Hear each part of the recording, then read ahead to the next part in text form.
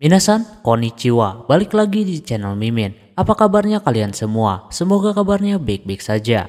Di video kali ini Mimin bakalan nerusin alur cerita anime yang berjudul Watashi no Shiawase Nakekon. Buat kalian yang belum nonton episode sebelumnya, disarankan untuk menonton terlebih dahulu. Linknya ada di deskripsi video ini. Oke, tanpa berlama-lama lagi langsung saja ke video intinya. Audio Jungle. Di episode sebelumnya diperlihatkan dengan Kyoka terus Mio yang mengunjungi ke rumahnya si Suruki. Mereka berdua dibuat kaget ketika tahu kalau Suruki itu adalah bagian dari keluarga Usuba. Begitupun tempat tersebut itu tempat tinggal keluarga Usuba. Terbukti ada kakeknya si Mio di sana. Lalu mereka mulai berdiskusi gimana caranya biar bisa mengendalikan kekuatan si Mio. Ternyata Mio memiliki kekuatan supranatural, yaitu yang disebut dengan pengendali mimpi. Kakeknya kagak memberitahu cara untuk mengendalikannya, kalau enggak sama keluarganya sendiri. Alhasil terjadi perebutan di antara Arata dan juga Kyoka. Setelah duel di sana, Kyoka kalah dan otomatis si Mio diambil alih sama keluarga Usuba. Sedangkan si Kyoka fokus dengan pekerjaannya, yang mana para setan tersebut sudah mulai menggunakan formasi yang baru. Terus Mio mendapatkan pencerahan kenapa selama ini kekuatannya baru kelihatan. Kata kakeknya alasannya adalah emaknya si Mio telah menyegel kekuatan si Mio. Dia bakalan menceritakan semuanya kepada si Mio tentang kebenarannya.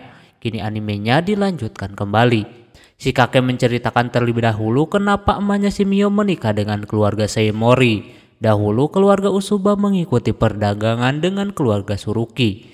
Nah, ada di mana waktu itu mereka berbisnis dengan perusahaan terkemuka. Sayangnya mereka gagal dan bangkrut.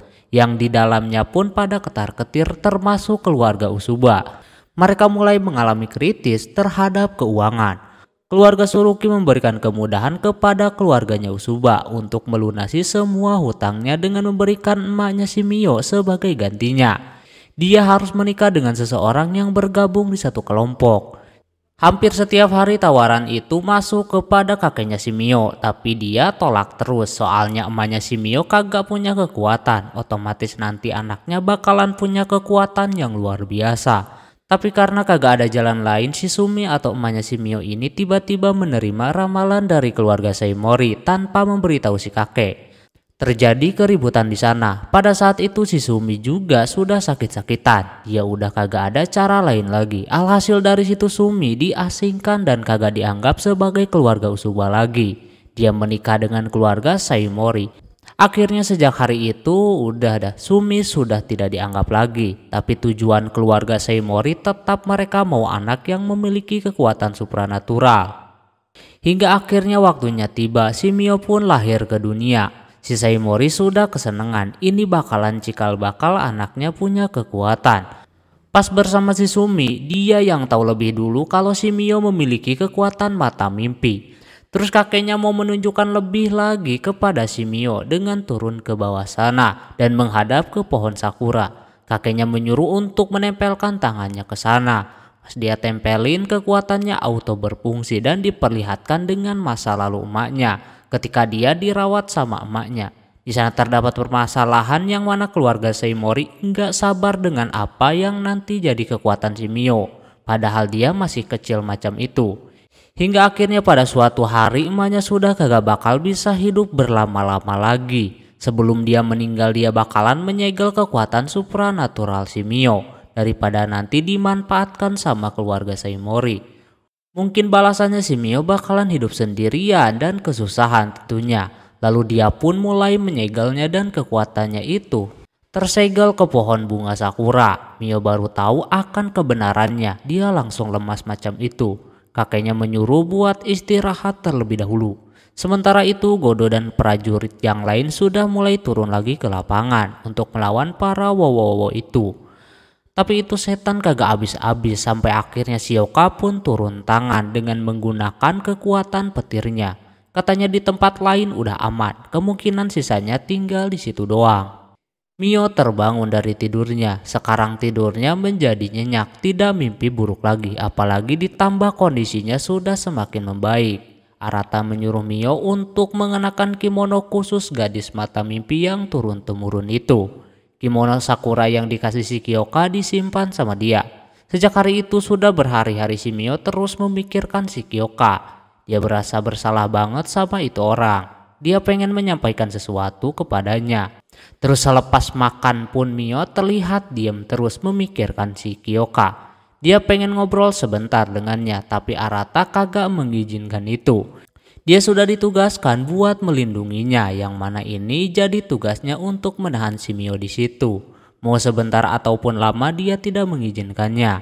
Soalnya keluarga Usuba itu sebenarnya jarang keluar rumah. Jadi kalau keluar rumah itu harus pakai nama samaran.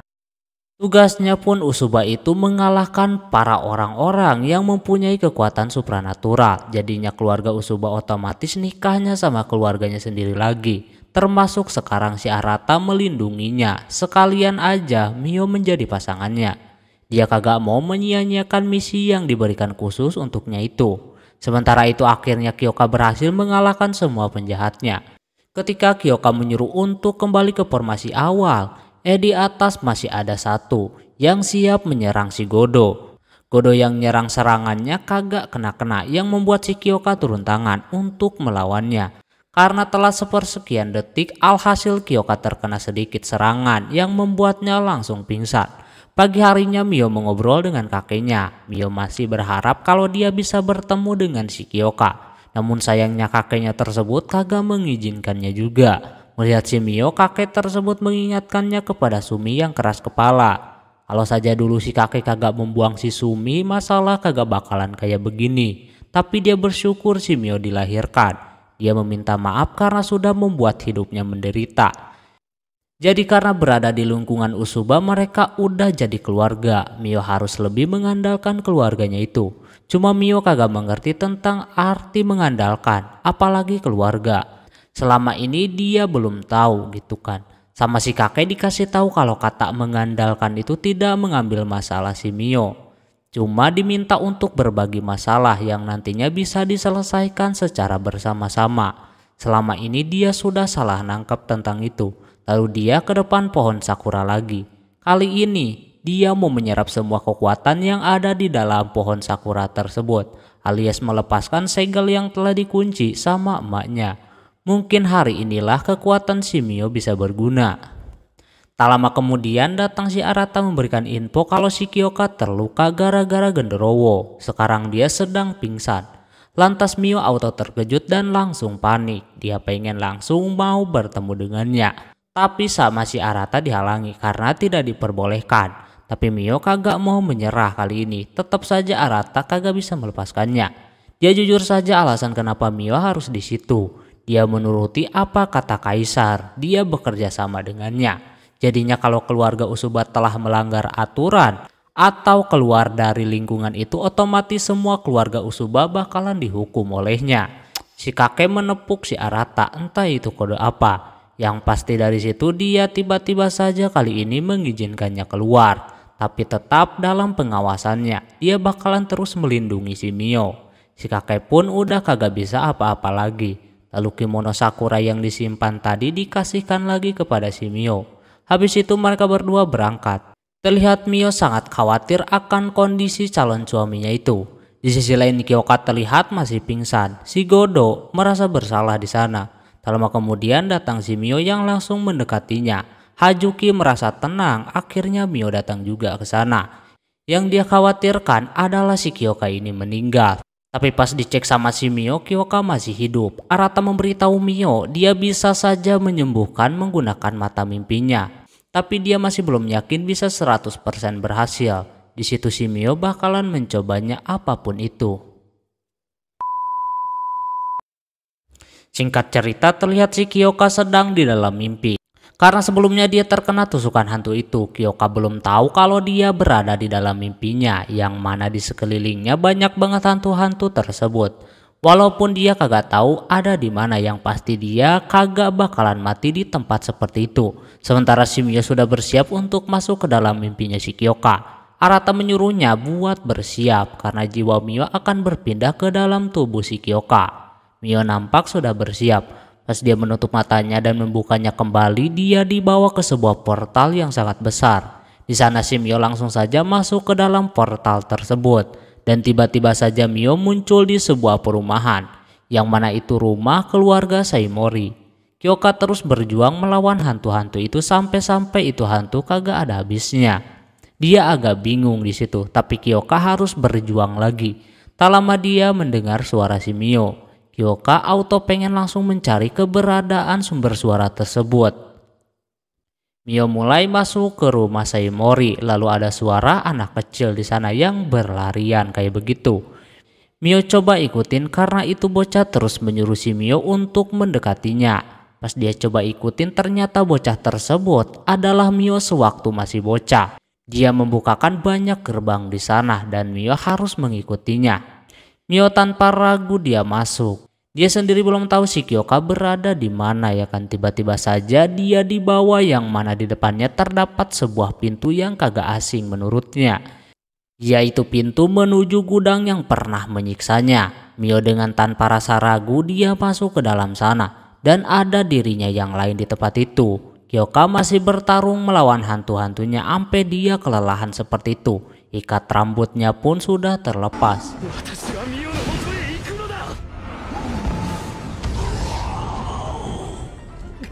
Kyoka udah kehabisan tenaga, tapi dia berpegang teguh kalau Kyoka kagak mau mati di tempat seperti itu. Alhasil dia coba serang lagi dah. Di sana Mio mengobrol dengan dirinya di masa lalu, yang mana Mio masa lalu itu merasa kalau Mio udah kagak bisa bertemu atau bahkan dekat dengan si Kyoka lagi. Apalagi sekarang dia udah diambang kematian. Mio sudah banyak menyakiti si Kyoka. Dia kagak pantas hidup dengan si Kyoka. Mio sadar kalau emang dia kagak cocok, apalagi nantinya Mio bakalan disalahkan jika si Kyoka meninggoy. Jadi Mio cocoknya emang hidup sendirian kayak dulu lagi, tapi dia mau meminta maaf atas apa yang telah terjadi. Dia yakin sama dirinya sendiri sekarang ini, tapi Mio di masa lalu seperti memprovokasi biar Mio kembali ke yang dulu lagi. Biar hidup dia aman terus sendirian. Mio udah kagak mau lagi kayak begitu. Lagian berkat dia dibantu sama orang di sekitarnya, hal itu membuat Mio makin paham sama kehidupannya. Mio di masa lalu ngamuk-ngamuk menyerang si Mio asli menggunakan tali berduri. Pokoknya Mio asli kagak boleh berubah. Dia udah kagak tahan lagi mendengar perkataan si Mio yang asli. Mio yang asli akan terus berusaha, kagak bakalan menyerah. Dia tetap mau hidup bersama si Kyoka. Alhasil di situ Mio berubah pakaiannya menjadi pakaian yang kagak biasa. Lalu memeluk dia di masa lalu seperti itu. Mio bakalan membawa si Kyoka pulang. Dia berharap Mio bisa menemukannya, lalu dia pun menghilang begitu saja. Tak lama ikat rambutnya si Kyoka pun tiba-tiba ada di tangannya si Mio. Sedangkan Kyoka masih terus berjuang. Ketika dia lagi ribut, datanglah si Mio dari atas sana yang langsung menahan serangan yang dilakukan hantu-hantu tersebut.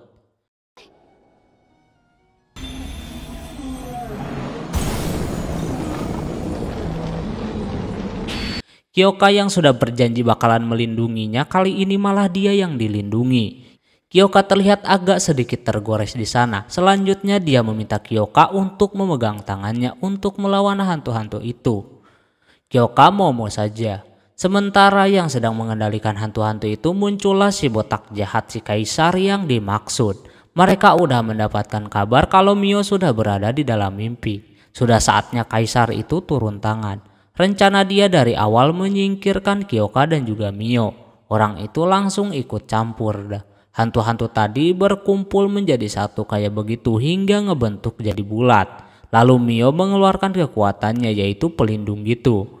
Terus karena si botak itu mulai menyerang lagi, Mio menyerangnya balik dengan kekuatan yang sangat besar. Sehingga kaisar tersebut pun tumbang.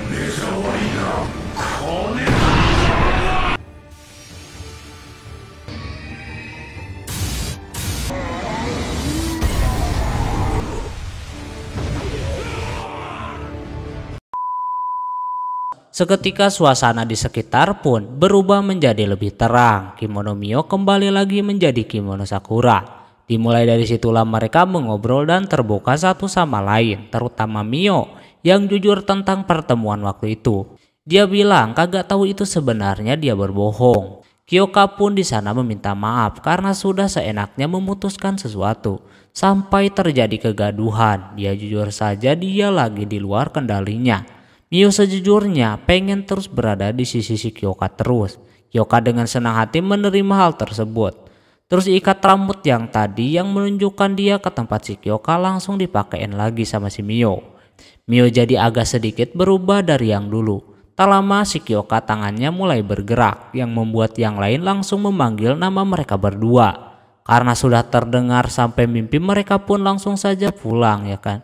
Pas sudah terbangun nampak Yurie, Hajuki dan yang lainnya terharu melihat Mio kembali dan juga Kyoka kini sudah baik-baik saja. Sekarang bukan di dalam mimpi lagi. Mio menangis di sana dan Godo pun sama sambil memeluknya seperti itu.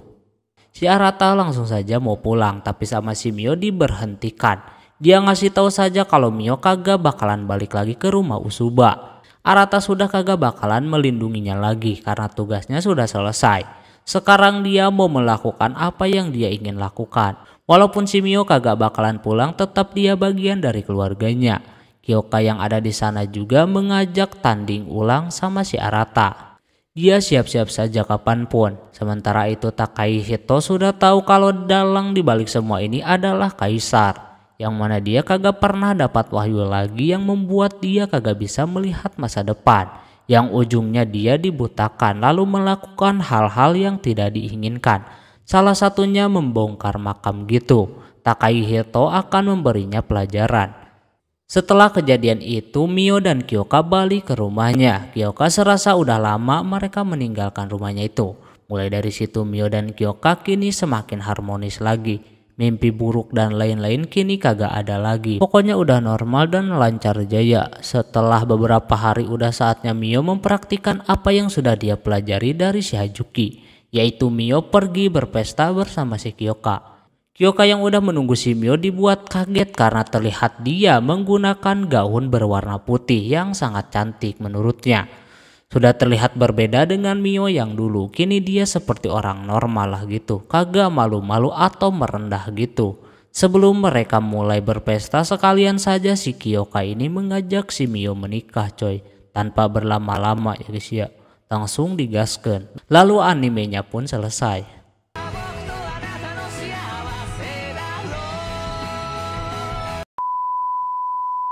Oke, mungkin segitu dulu untuk anime ini. Mohon maaf bila ada kesalahan dalam penyebutan nama, tempat atau yang lainnya.